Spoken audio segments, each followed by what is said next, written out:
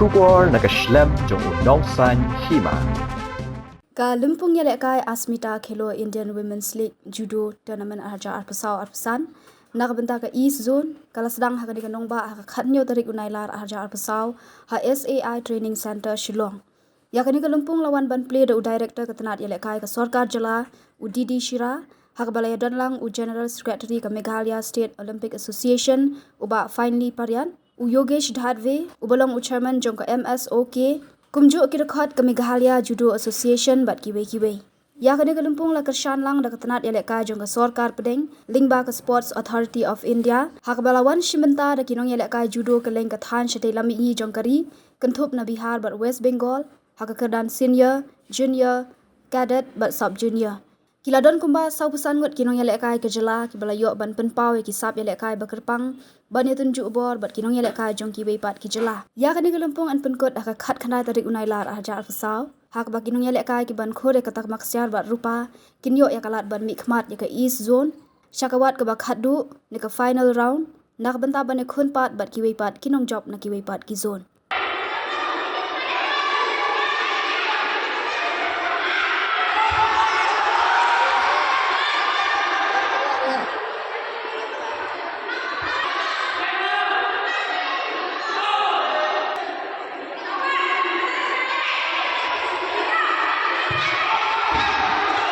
After this bout, Nandini Salva from West Bengal district in the blue group, West Bengal state.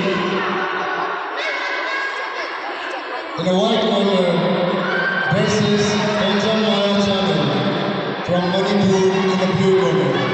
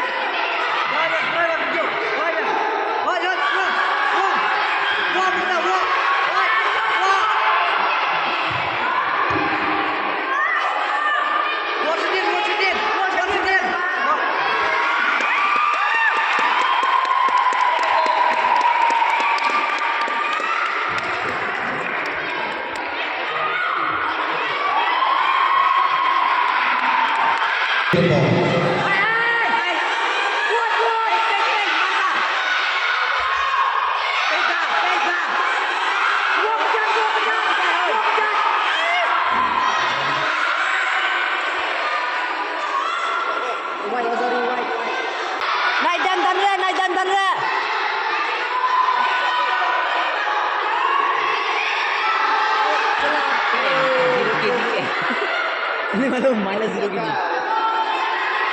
IGF. Eh.